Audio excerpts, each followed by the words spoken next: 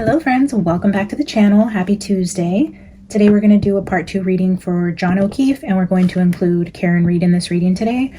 We will also be including Auntie Bev. This has been a common... Hello.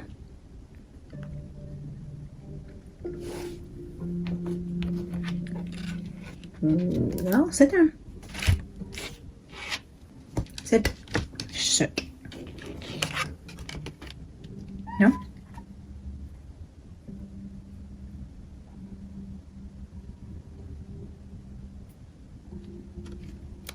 Gonna sit over there.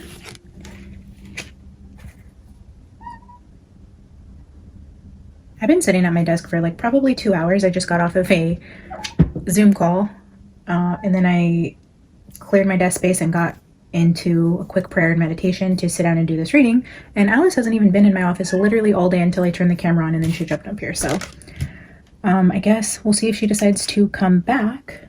Anyways, like I was saying before I was rudely interrupted, we have the card I'm going to use as a placeholder just for energy around the trial and a possible outcome. We'll ask about quote unquote Auntie Bev. I know that's a common question. And then when we ask about John right now, we will ask about the dog. I get a lot of questions asking me to pick up on the energy of Chloe, the Alberts family dog that was in the house that night, allegedly. Yeah, so I have a couple of the Kipper cards here to represent just different energies. First, we're going to start with John and just do another opening reading, seeing what Spirit has to say about John. I'm not going to channel him directly this time, although it was an absolute pleasure channeling him last time. I mean, the messages just came immediately. They were clear. They were straight to the point. There was no confusion. His spirit came through very gentle and quiet, but very informative. The reason I'm not going to directly channel through John O'Keefe today is because, like I just said, I got off of a work meeting, and it was a last minute meeting. I got a last minute request to take this meeting, so I wasn't intending to take it. And I wouldn't say I'm a little bit annoyed, I would say. Just, I'm not going to get into it, but I feel like now my energy is compromised after taking that call. And I don't want to open myself up to the other side, inviting and opening a door, opening any portals for any energy to come through. I got the warning yesterday when I was reading on Jack and Lily, when I invited them here. And I got that energy of, trickster energy, and potentially not having them here and not to deceive myself, and in asking those spirits for clarification on the message. And sometimes I do get those messages, and I have to really take that seriously, because the spiritual realm is just something you really don't want to mess with. And the last thing you want to do is open yourself up when you're vulnerable to spirits who you may not really intend to be connecting with. So I'm very, very aware of the real life dangers of going into spiritual places when you're not in a healthy mindset, or I wouldn't say I'm not in a healthy mindset to do the reading. I guess I'm just a little upset and irritated and aggravated. And I almost even canceled doing this reading today because I'm just so, I don't know if annoyed is the right word. I'm not able to find a better word, like disappointed, just feeling a little bit defeated, I guess is the right word. And the reason why I am continuing on with reading on John O'Keefe today is because I tell you guys this all the time. Everything that happens in my personal life, I take it as a sign and energy on the case, or energy that I'm about to read on. So I don't know if this is also something that was going on in John's energy. Oh, and I just got like chills, goosebumps on my arms. I do feel like maybe this could also apply to him, but I don't want to open up a door from the other side if I'm not 100% feeling my best. So that being said, I'm going to try to push on today and see what we get in this reading. Channeling John, this may be something, like I said, he was feeling or going through, just receiving news at work, or feeling a little bit defeated, or I'm trying to be careful with the words that I say. Overall, I am just 2000% blessed. I love my job. I love the work that I do. So I want to be very careful not to speak any negativity. But at the same time, it's completely normal just to feel a little defeated. Like you just, I don't know. Anyways, it came out of left field. So again, maybe this is what he felt. He loves his job. He got news about something, or something had happened where he just felt a little deflated. Like where maybe in his life he felt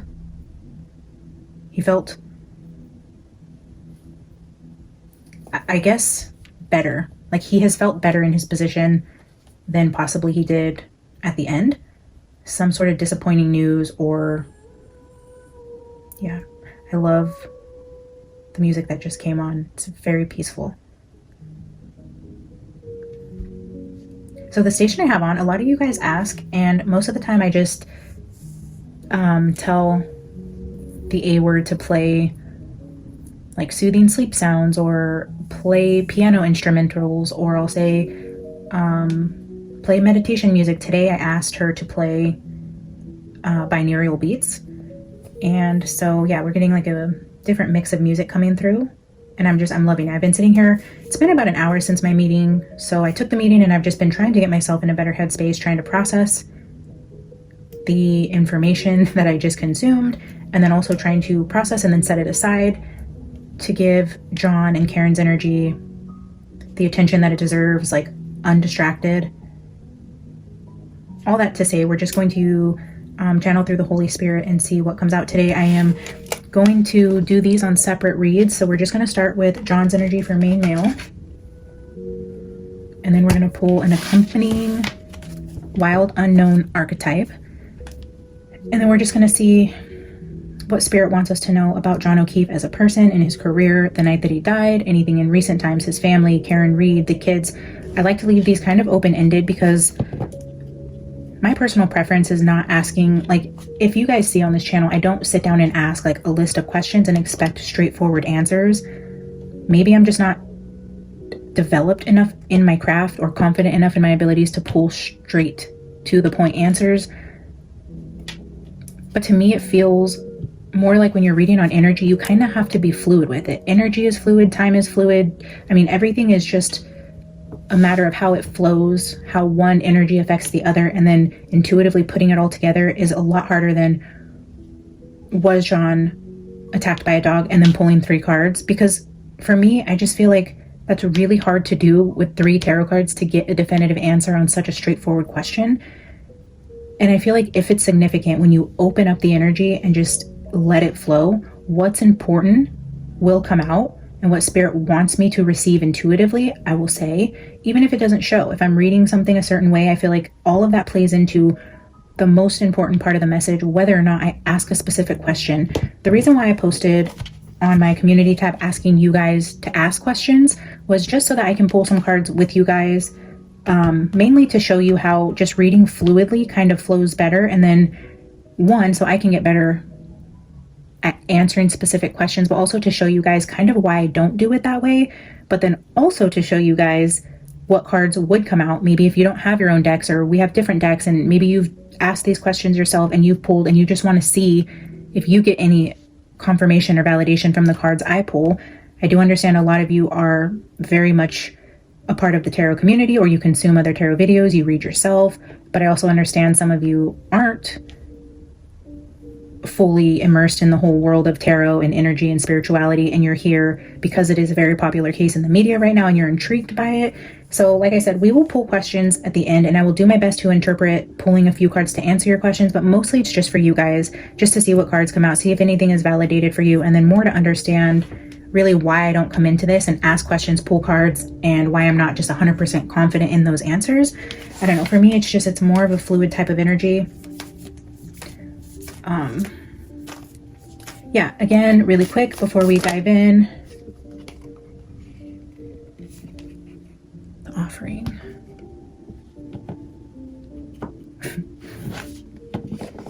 The self. Okay, so the self I left here at the bottom of the deck because in the pre-shuffle it's come out a couple different times for John O'Keefe. The offering just flipped out. We're going to make note of that. But what I was going to say is, before we dive in, I wanted to remind you guys that we hit 4K. Thank you guys again for all of you who are here, all of my new subscribers. I'm so happy to have you here.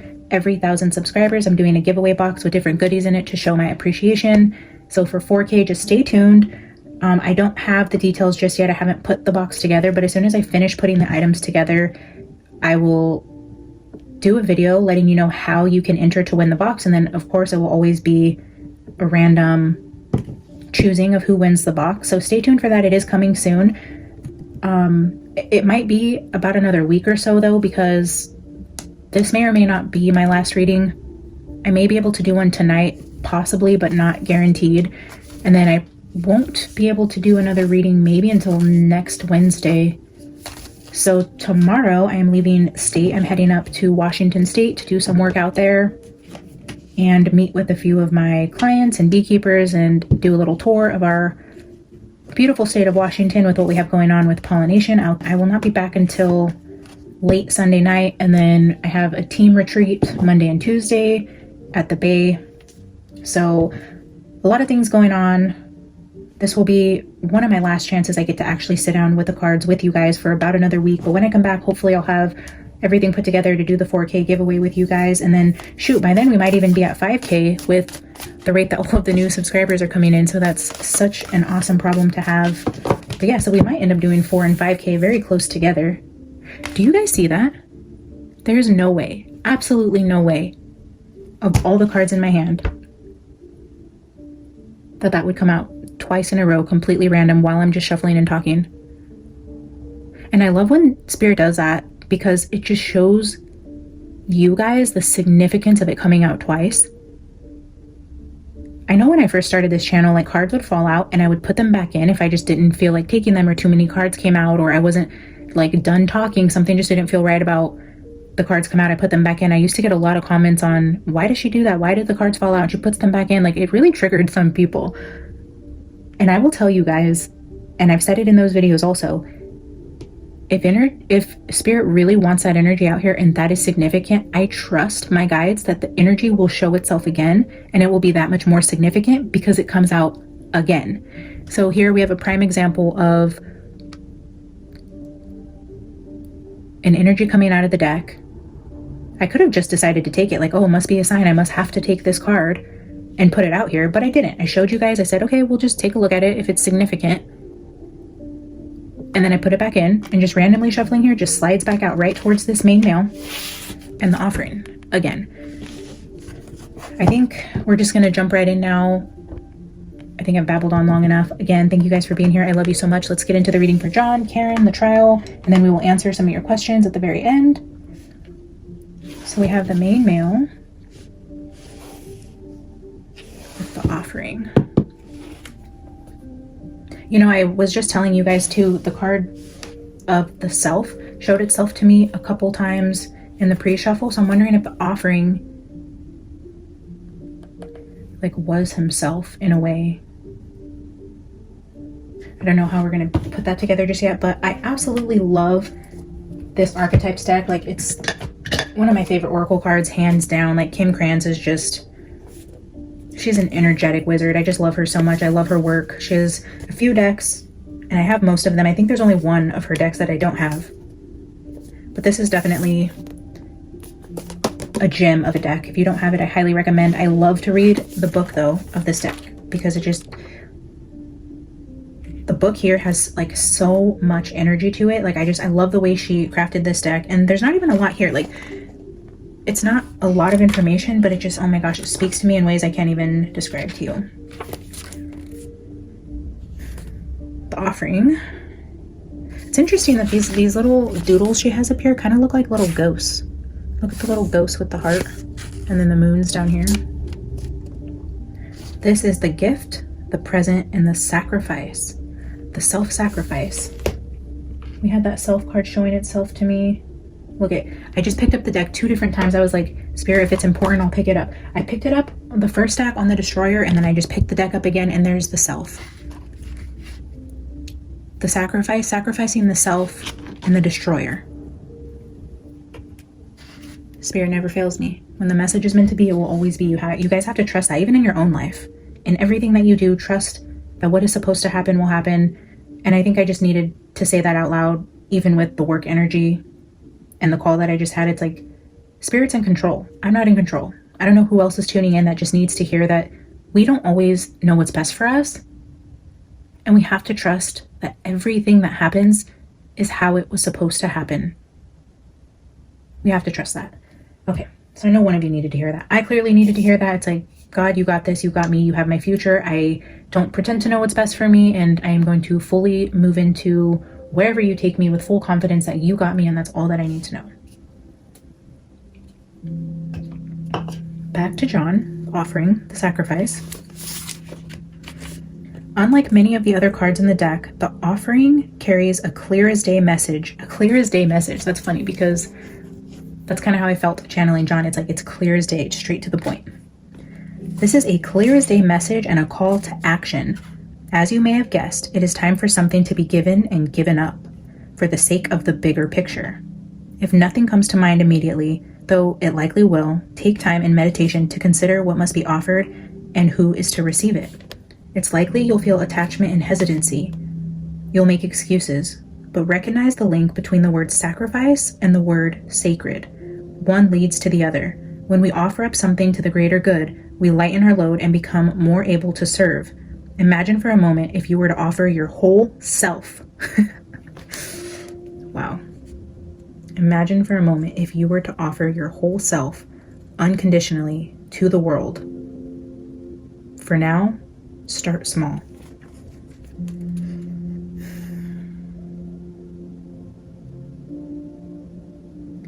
The go deeper message here is Odin's sacrifice of his eye in Norse mythology. I'm not very familiar with like Greek and Norse myth. I have a lisp, it's hard to say those. Greek and Norse mythology. But I do think it's fascinating to learn about. I might Google Odin's sacrifice of his eye because I'm sure I have before. I've read this deck forwards and backwards and I always research the go deeper part of it. I'm sure I've read that story 100 times, but it's not coming to me in the moment. If there is a gift you've been thinking of giving someone special, now is the time. Once a week, Gandhi gave up speaking for a day, offering himself to divine silence. The offering can come in all shapes and sizes. Imagine for a moment if you were to offer up your whole self. Something must be given and given up for the sake of the bigger picture. I know there is a lot of speculation around John possibly having information about a corrupt system regarding maybe other cases, trafficking, drugs. Sandra Birchmore comes up quite a bit. So I am now more familiar with people believing that possibly he had information to give up, which led to his death. So I can definitely see that that could fit here, that he had information that he felt he needed to give up, even if it meant sacrificing himself, or he knew he was going up against a giant and potentially putting himself in danger. But if he was looking at a bigger picture of something, it's almost like, I knew the risks, but to give up the information that I have is to serve the greater good, the bigger picture, to make a positive impact. It's offering of yourself in terms of you're sacrificing yourself, knowing that this isn't smart to go against certain people. However,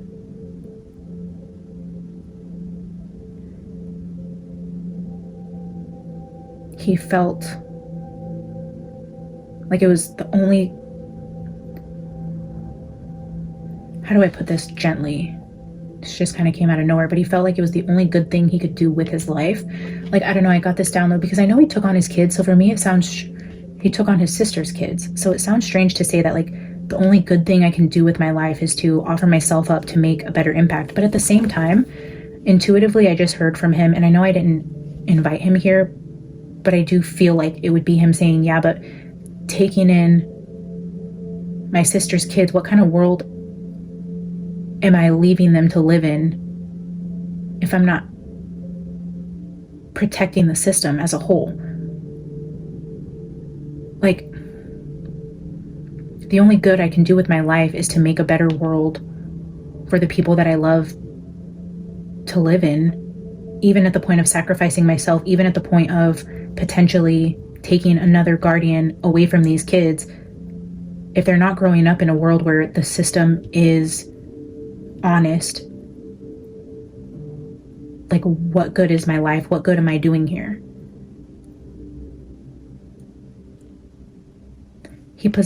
I'm just getting the energy of like, and I hesitate saying it only because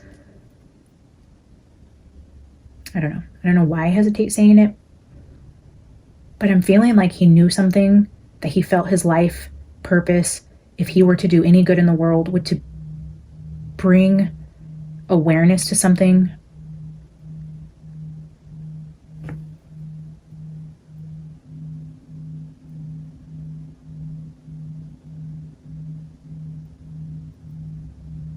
Not that he felt like his life didn't have meaning, or that he wasn't making a difference, or that he felt completely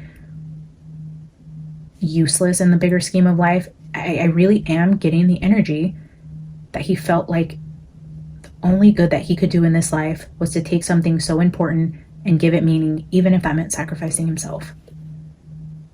And the more that I look at this card,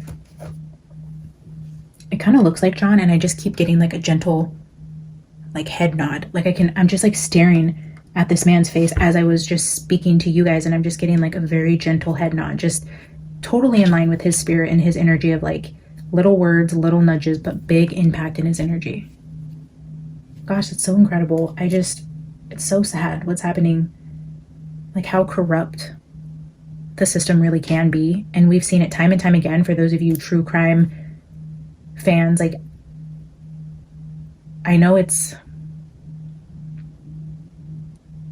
easier for us to believe that we don't have a corrupt judicial system, but the more you really put your eyes on certain cases, the more you really tune into your own intuition, you can see really how corrupt a lot of the systems are.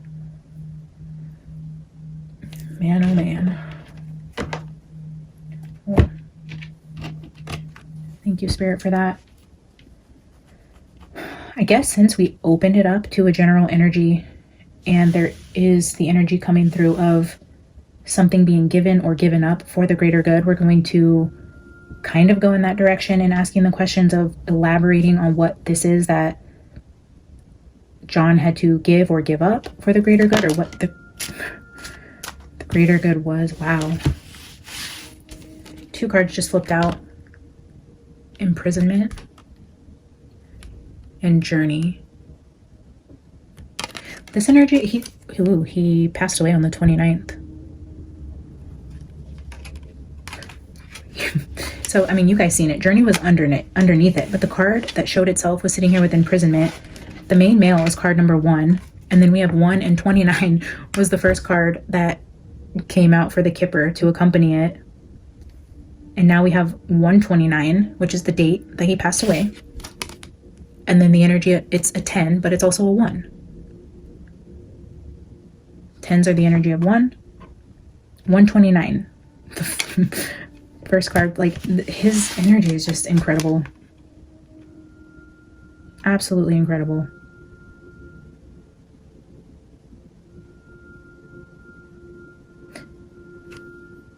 Imprisonment and Journey. This together gives me like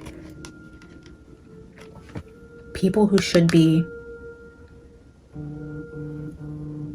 Oh, I'm getting a call from New York, New York. I wonder if that's significant. It's probably spam, and I'm not going to answer it, but it's definitely a call coming from New York. Interesting. But like I was saying, sorry, this is giving me the energy of like not having to face the consequences. Like if someone was supposed to be imprisoned for the deeds that they did, they get a get out of jail free card. They get to escape this. It's like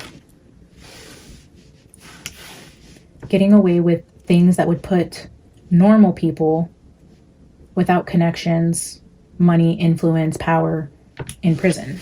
It's like it's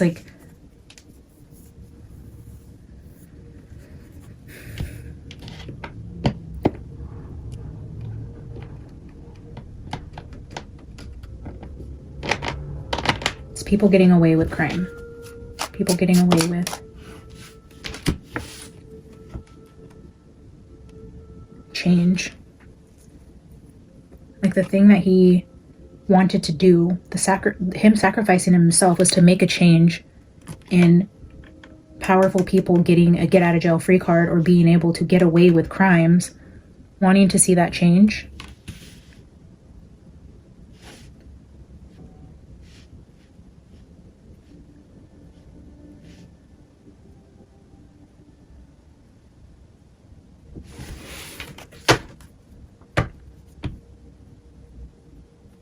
Bottom of the deck is thoughts.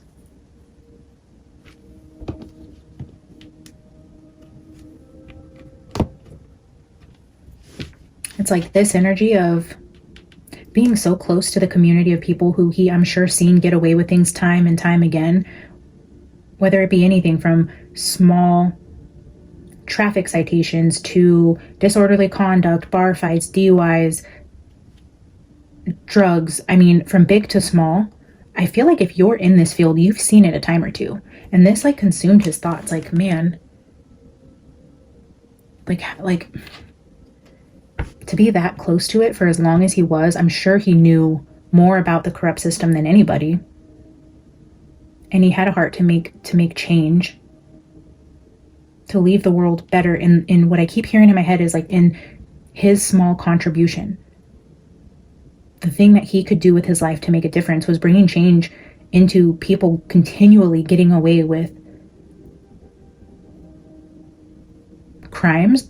But I feel like these are crimes that eventually started to escalate in his eyes being open to, this isn't just you got slapped on the wrist for speeding or your DUI disappeared or, you know, we turned the other way when you went off with that girl and, you know, we have barbecues with your wife. It's not that kind.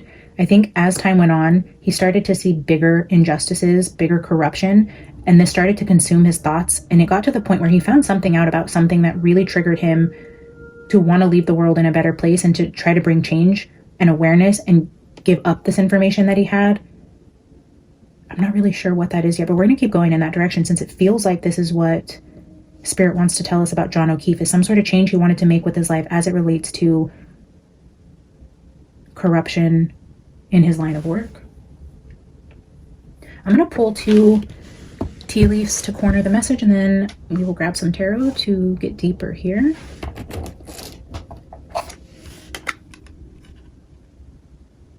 Sunrise, new creative ideas, new ventures, a fresh start. I wonder if he was really sick of the corruption he was seeing, maybe in his last act before leaving the department or leaving his career, going into something different. He's like, okay, before I leave, I'm going to make this count. I've seen one too many times corruption. Something triggered him though. Some big event said, no, this is like the last straw. I'm going to bring this information forward. And if I make it out of this alive, I'm switching careers. It was something like that. I don't feel like had he lived to see the end of this, whatever he was going to bring forward would have been the end in this type of field. He was making a change, a new fresh start. There was some sort of outing, but then also it would have been a big change for him to go to take what he knew for the greater good of the public, his family, his kids he was taking care of, and then go in a different direction with his life. And he was prepared to do that, to sacrifice his career, to take it in a different direction, but he wasn't going to go down without this final act. But he knew his whole life was going to change. The direction of his career would change. Like, you cannot expose this type of corruption and then ever be trusted in the department. It was more like a parting gift. Like, I'm leaving, but also you guys aren't getting away with this. But I do feel this energy of like, he knew it would be a self-sacrificial thing, and he very much knew that he may not make it out to see this fully uncovered, but he was willing to take that risk because he felt like that was what his life's purpose was. Shark. Yeah. Take care or there will be a loss of material wealth. It's interesting that this is also like sunrise above an ocean. It's like him coming out with this. He knew he was going to have to leave this environment because to stay there were dangers for him to bring this out and stay in this line of work. He knew he would be swimming with sharks. He knew he was going to have to take a loss materially and do something different with his life, that maybe, you know, he would have been like shadow banned in this field. He wasn't going to make as much money, but he was perfectly content with living humbly and doing the right thing in a situation with some sort of information that he had found. Double S's showing up here. I know the last reading we did, we pulled 2 tea leaves and they were both H's. So double S's, that's interesting.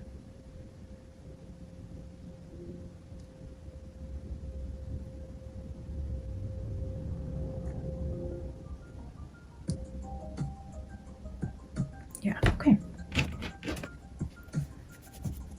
I'm going to do the Waterfall Tarot first. And then I have the Bee Tarot out here and the Trick or Treat Tarot to clarify. We will be pulling a final oracle from the Gothic Oracle. And then we will jump into Karen Reed with Auntie Bev. All right, Spirit, what else do you want to tell us about the energy on the table here with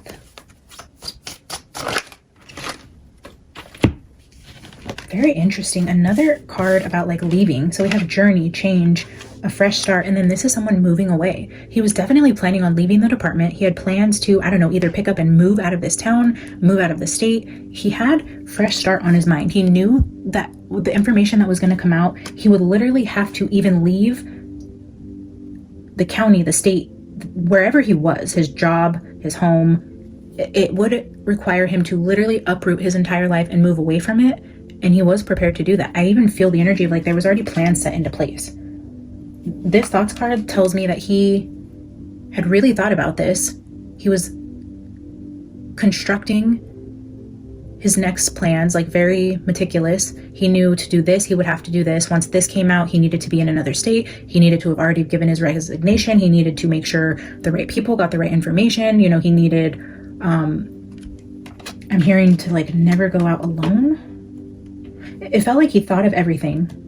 He had thought about this long and hard, and he had put plans into place, and that definitely involved changing careers and moving away from this environment. Like it was never a possibility for John that he could hold this information, decide to go against this powerhouse and not make significant life changes. Like he was very much so aware of what this energy would do to his life. Yeah.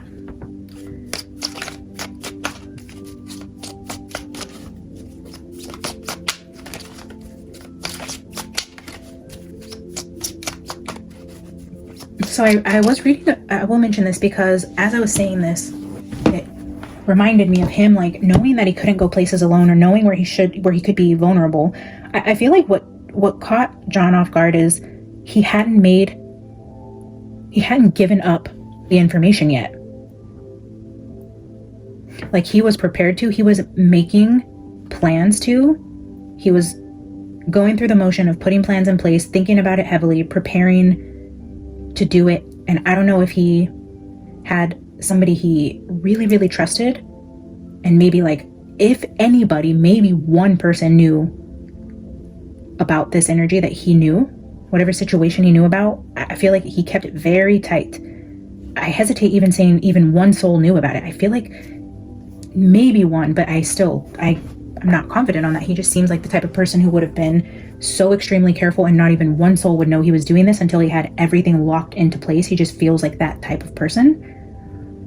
But I remember reading in the text messages between Higgins and Reed, she said something to the effect of,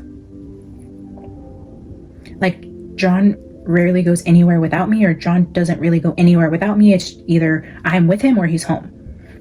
So as I was saying that, like, it reminded me of that text, and I wonder if that had something to do with he knew what he was planning to do, and even though he hadn't spoke about it yet, he was still already preparing himself to live in that mentality of, I need to be aware of my surroundings, I need to be cautious, I need to be only in public, I need to be with Karen anywhere that I go. Like, why did she leave him there that night? Why did she drive off? Why did she drop him off and not go in? Why didn't they go home together? I'm still so confused.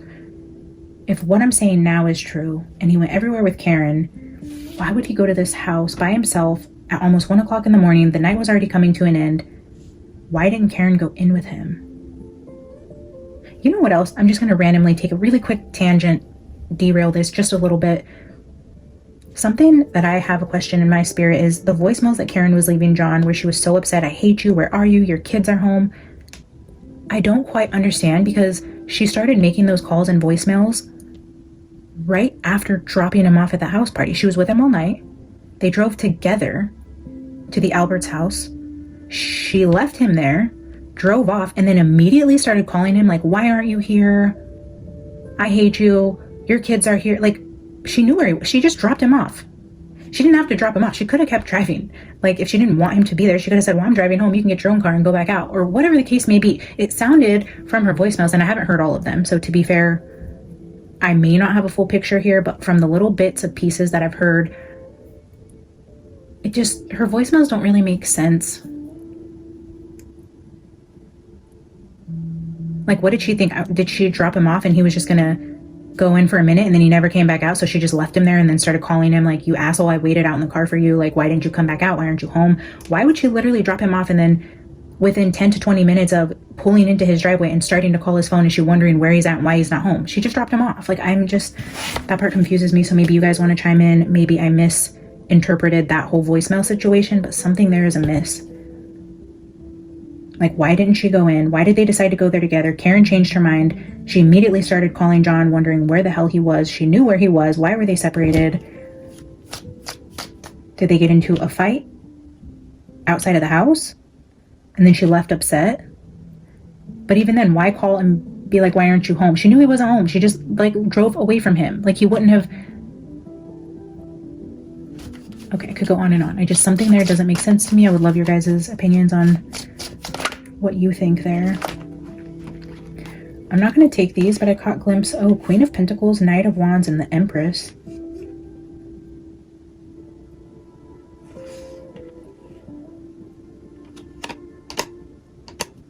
Lovers in my hand.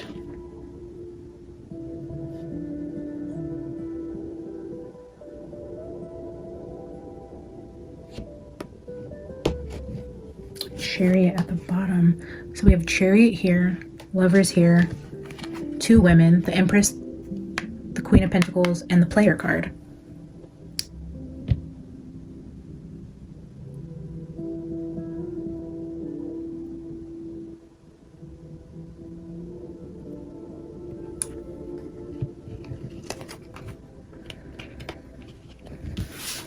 I'm actually not going to say what I was thinking there.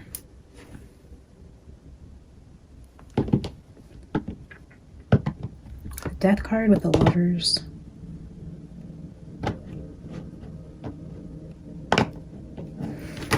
You know what? For the sake of timing, we're going to keep going. I just don't feel called to comment on that. Let's keep going with the main. Oh my goodness, this energy is so funny. I was like, I don't want to comment on it because it feels like... Okay.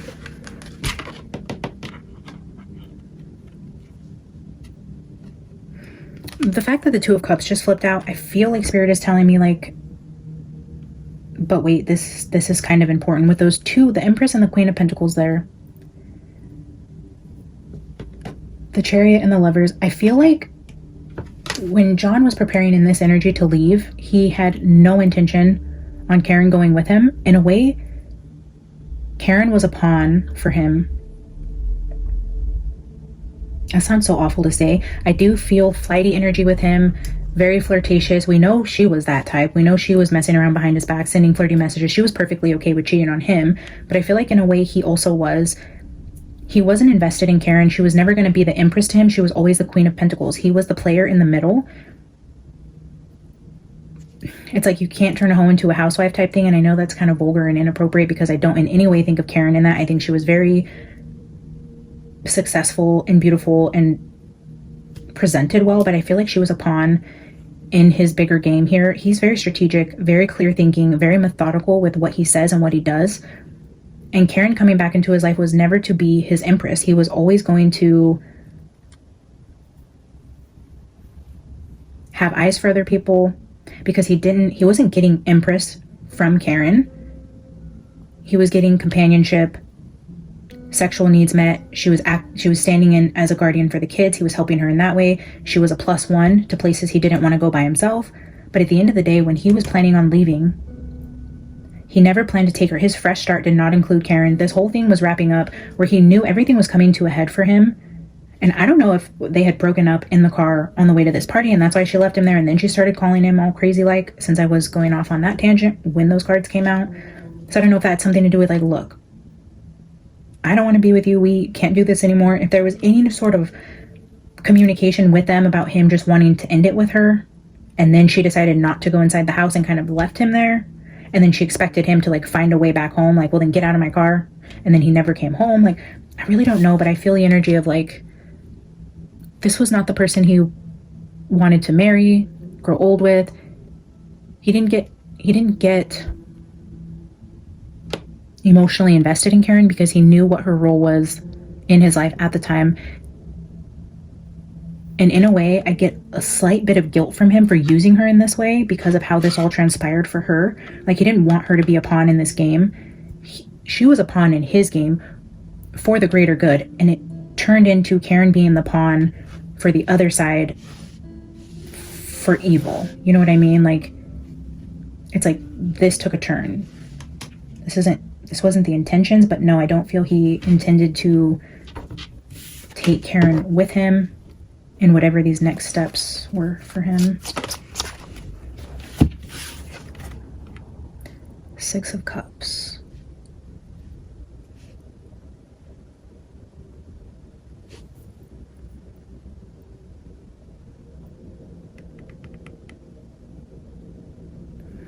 If we're talking about their relationship now as it relates to what his plans were, I know they had a relationship like back in the day, so like reminiscing on old times, or if the reason why he never let himself have feelings for her had something to do with issues they had in the past, what he knew of her back then, they rekindled things, and I do feel the energy of using her as a pawn, but like he never let his guard fully down to fully love her in the way that she probably really wanted him to, was because of something that happened in their relationship in the past. And I don't know how they ended things, if it was on good or bad terms. I don't know if someone cheated on the other or if someone literally just moved away. Career choices, I don't know what caused their breakup in the past. But that's giving me the energy of potentially why he never looked at her in that way. It had something to do with their first go around. I'm gonna get one more here. I might actually post this video solo and then do a separate read for Karen and the Honorable Auntie Bev. So yeah, because we're getting close to an hour in this reading, I'm going to finish with John. And then we will do a completely separate video for Karen. Yeah, more clarification that Prince Charming was out the door. Like he was not her Prince Charming. He couldn't love her the way that she so desperately yearned to be loved. But he needed her. He needed her to play her part in what he was doing on a bigger scale. And in a way, he's coming through with emotion now when he hasn't really ever before. Not that he doesn't have emotion, but his energy I usually get from him is just like direct and to the point. It's gentle, it's respectful, but it is very like unemotional. I don't know any other way to say that. I'm sure you guys understand what I'm saying. Like, but now he's coming through with like, I couldn't love her the way she wanted to be loved. And yes, I needed her to play her part in my plans for something bigger. And I do feel a little bit bad about how I used her and how she's being used. But ultimately, the plan, because he's a planner, the plan was always to walk away. This is a leaving card. We have the Chariot there with the women. The Knight of Wands is here for a good time, not a long time. They are in and out. This person is walking away. He never planned to stay with Karen. He had an objective.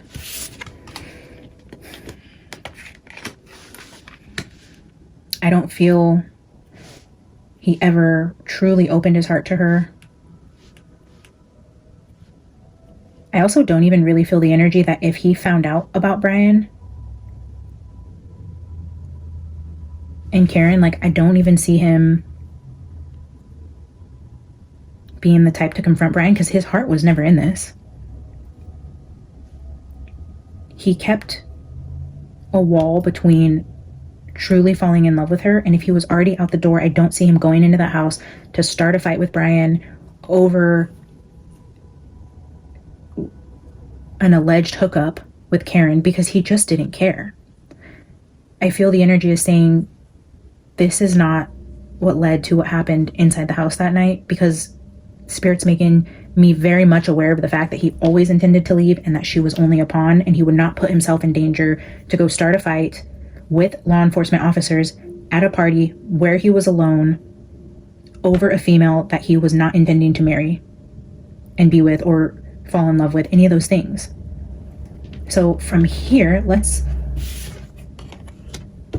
go into the Trick or Treat Tarot and ask then why, if there was a fight, which John told us in the first reading, we're going to go with that energy because he very clearly spelled that out for us. We're going to ask with this deck, then what was the reason for the fight?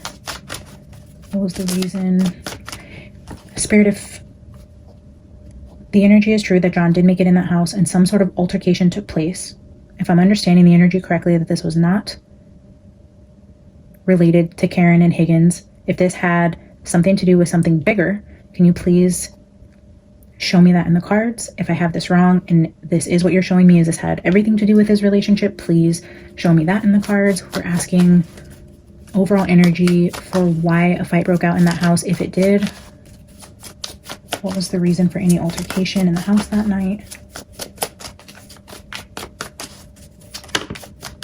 It's too many.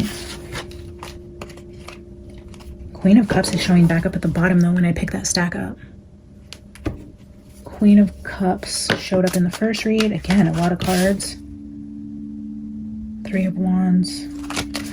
All right. We're going to take 4 cards. Spirit, can you give me 4 cards for what may have happened to cause an altercation in the house that night?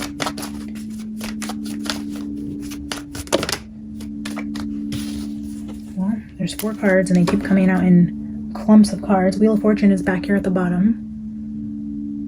So it's fated. Wheel of Fortune could be fate and destiny. A fated event. This could also be karma.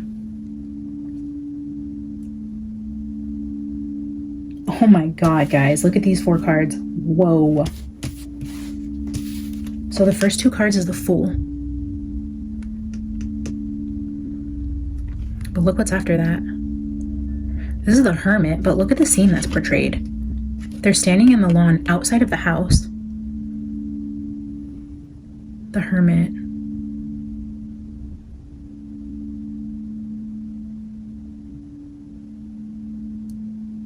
But then after that, we have the 5 of Pentacles. This is being left out in the cold outside of the house when the snow started to fall. Look at the cards here. The Fool, he's by himself here. He's dropped off outside of the house. I mean, shoot, there could have been an altercation literally on the front yard. Maybe he didn't ever make it inside.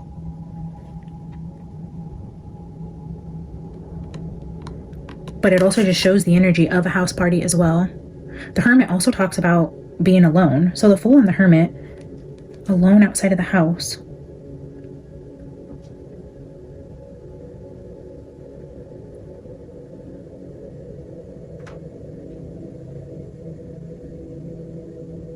That is wild, being left out in the cold. You can literally see the snow falling and people standing in front of a house.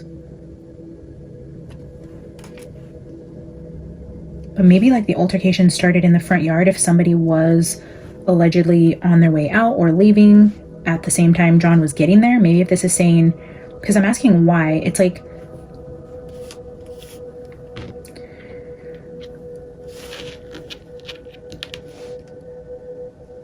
I don't really know either. Maybe you guys know, you can leave it in the comments, but why did Colin and John not get along?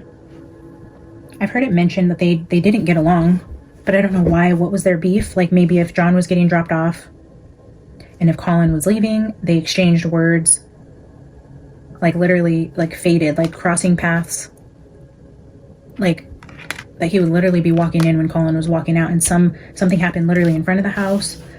And the last card here is 7 of Cups. Pick your poison, but this is giving me the energy of drinking too much, like not being in your right state of mind because you're impaired.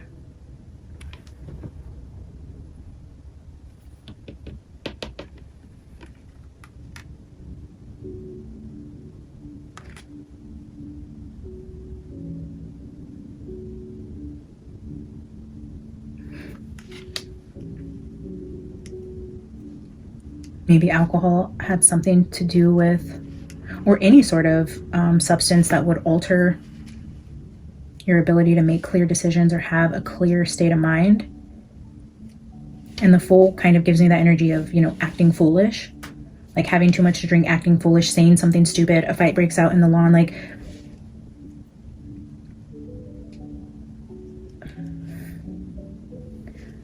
I feel the need to clarify this energy.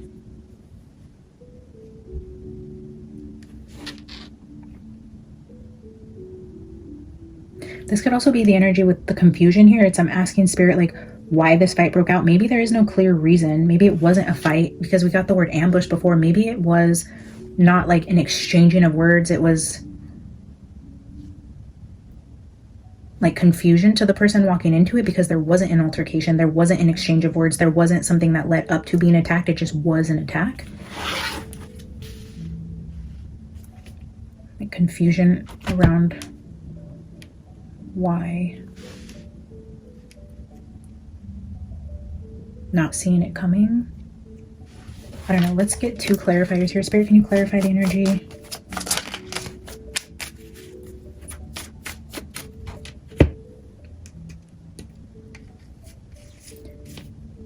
Wow. That's interesting because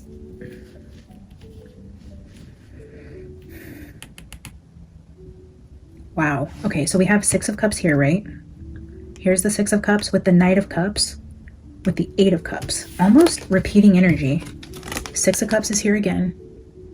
This Joker clown person is offering a cup to this person with a cupcake in it.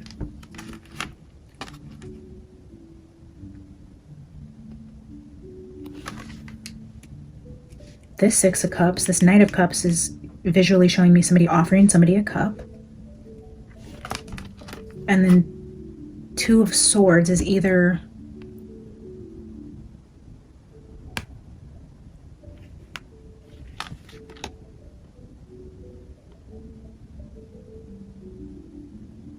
he doesn't take it or he doesn't see. He wasn't aware that there was something in a drink he was given at some point in the night. Even in the first reading, I got the energy of him being drugged. But this 8 of Cups, it's like pretending to be somebody's friend, deceiving them, offering them a drink, bringing them a drink to either prevent them from walking away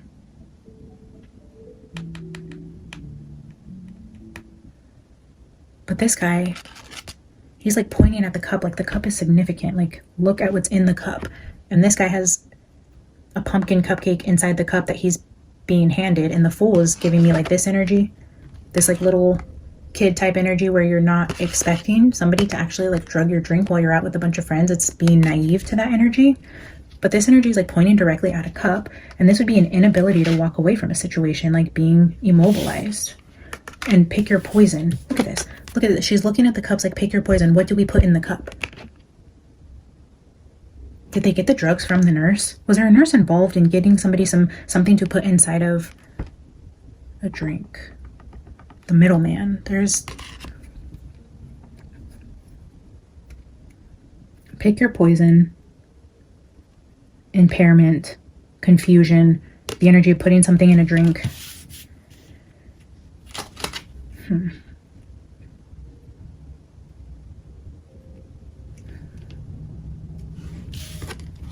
And we know by the way the investigation is going currently that we can't trust the toxicology reports. The whole town seems corrupt. So I mean, even if they say, oh, they checked the tox reports and everything's fine, he didn't have any drugs in his system, like really? But how do you know? Everything else seems so messed up here, but that's pretty amazing confirmation. He felt compromised in some way, like it was an unfair fight. If there was a fight that did occur there, it's like he had a disadvantage because of his state. Either he had too much to drink, somebody was, maybe had nothing to do with drugs, maybe just someone was continuing to feed him liquor, feed him shots, give him drinks, buying him another drink. It was potentially maybe all a part of the plan there. I'm gonna get a couple from the B Tarot. Spirit, is there anything else you want us to know about the night John O'Keefe died as it relates to the energy you showed us on the table with him planning to leave the situation, sacrifice himself for the greater good, found himself in a compromised state the night that he passed, unable to walk away from something?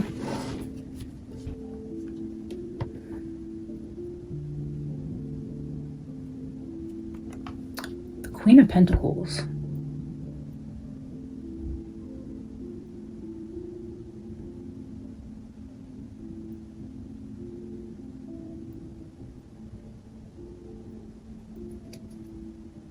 I feel like Queen of Pentacles represents Karen, so maybe while I'm still in John's energy, we'll just ask him with Karen here. Spirit, tell me more about how John viewed Karen, what the relationship was like, any energy around Karen this night. Is there anything you want to add as it pertains to John and Karen? What do you want us to know about the Queen of Pentacles?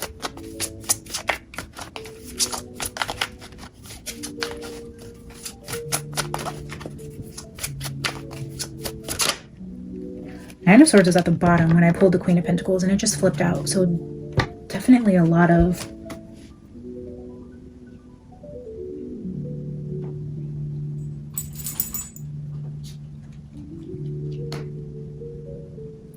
anxiety, a lot of fears. Three of Swords flipped out here. Like, I feel like in a way, with John knowing he was about to leave, he started to feel really bad about using Karen as a pawn. He's starting to reflect on his choices and feeling like, man, this person has dedicated time and energy and love and money into these kids and this relationship, and I know I'm about to leave and walk away and blow everything up. And it really kind of started to weigh on him in the end. I don't feel like it changed how he felt about her emotionally, but he's wanting to highlight acknowledging that he knows he didn't love her in the way that she wanted him to, and he never was going to. And he did struggle with this. Like, he didn't do this very narcissistically or very callously, or I'm using you, you mean nothing to me, I'm about to leave, like, sorry this all happened to you. I do feel like when it came down to the energy getting close to go time, it really did start to affect him in terms of keeping him up at night and just feeling bad for the ways he wasn't able to love her and what he knew was coming.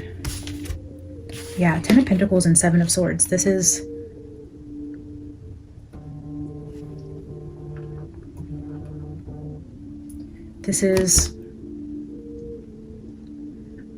like the legacy, the life everybody wants, the white picket fence, the steady job, the kids, you know, leaving your legacy. But the Seven of Swords here is like, this Ten of Pentacles relationship was a facade. She was a placeholder in his Ten of Pentacles.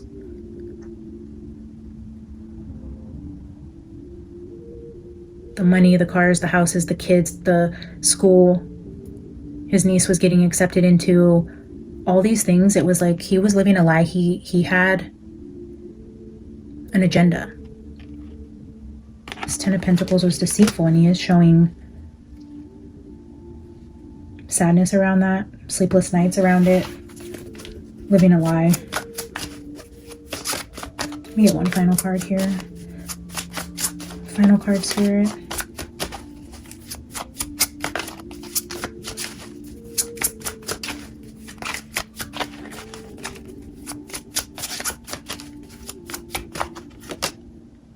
Five of Pentacles. And Five of Wands. So this is conflict, fighting, disagreements. And this is being left abandoned. This is the being left out in the cold, but this is somebody It's like he knew when he was going to have to walk away from her. This is like one of her friends or somebody consoling her when he was about to turn her life upside down and literally just walk out of her life and end things. This was not the relationship that may have been projected to the outside world. And he knew he was going to end up breaking her heart. He knew this would be a heartbreak situation where she was left feeling abandoned for all this energy that she put into this life with him and these kids. And he did not have a clear conscience about it. Yeah, look at that. Queen of Swords with the Five of Wands at the bottom.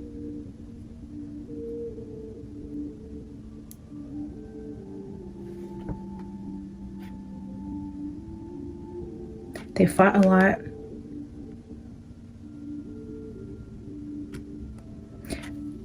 I hesitate saying this as well, but I get the energy that she was kind of hard to love and maybe like always picking fights with him. And he knew that he could never love her, and they didn't have a 10 of Cups, Queen of Cups, Empress type of relationship, but he kept her around because she played a role. She was very argumentative, always causing fights. There were conflicts, there were disagreements. They didn't see eye to eye on a lot of things. He's very much so also a King of Swords, very unemotional. He did the bare minimum to keep her around because she served a purpose, and he was always going to walk away from her because this is not the end all be all fairy tale love. This just is not. This is what their relationship was. Okay. Let me pull a final oracle card. Like I said, I'm going to cut this video and I'm going to do a part 2 for Karen and Auntie Bev. In part 2, I will answer your guys' questions from the community tab with a few card pulls.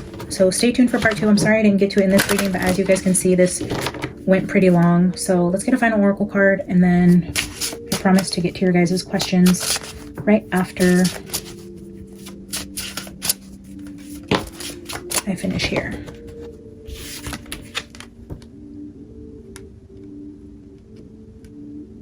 The final card for John's energy is Eternal Bond.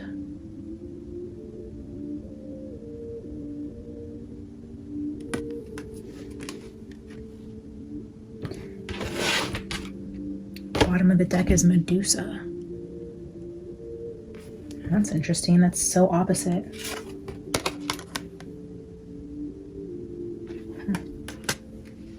All right.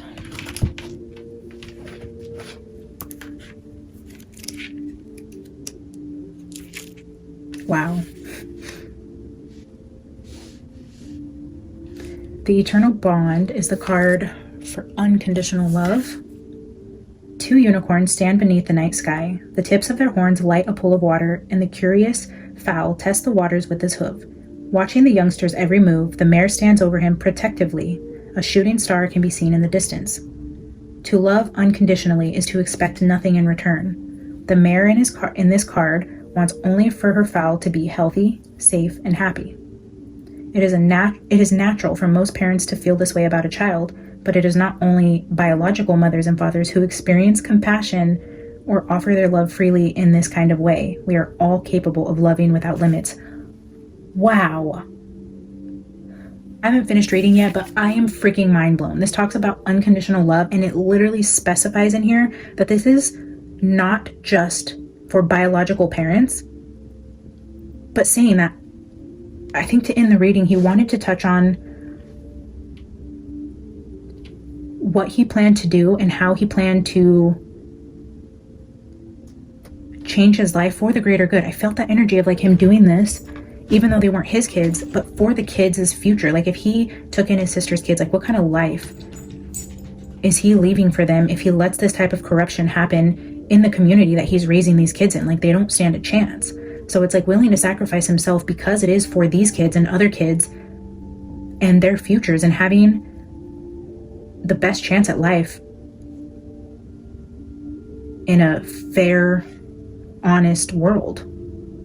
Like, and this eternal bond is like his final act of love for them was wanting to shine light on corruption because it would affect either children, his own kids, his community. In a way, it was selfless and compassionate for the people around him, but then also emphasizing just the love that he had for those kids.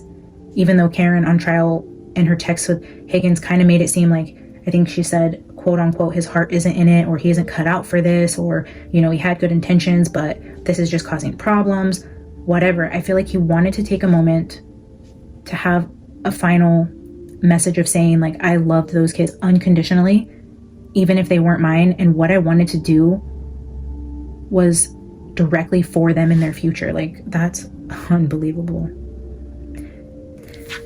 If you have drawn this card, then you might be the recipient of unconditional care, perhaps from a parent, partner, or friend. If so, then it will confirm their feelings. However, eternal bond will sometimes arrive when relationships are being tested too. It is often important to remember how much you love someone when things are not going as planned, as well as when you are filled with joy.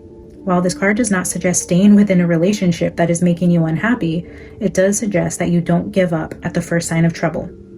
As a sign in your reading, it might be simply advising you to remember why this person is in your life and how much you love them despite your current differences.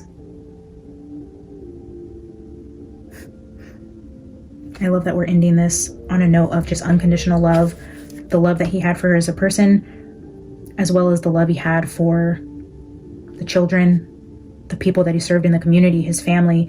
It's just this energy of selfless, unconditional love, but also acknowledging here that the relationship was being tested. There were signs of trouble.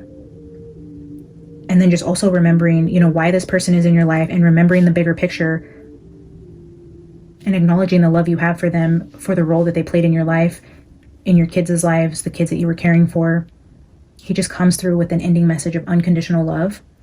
And regardless what was being said about him as a parent, what he truly felt about Karen, how she felt about him, the overall energy here is just unconditional love and a selfless offering that he was prepared to make for these kids in the community and the betterment of the world as a whole. Just wow. All right, guys, I'm going to wrap this up. Thank you so much for being here. Please remember to like the video, drop a comment, subscribe if you haven't. That all helps the algorithm. The last video did really well in terms of visibility. So if you guys are returning, I would love for you to say hello, drop a like, all those things.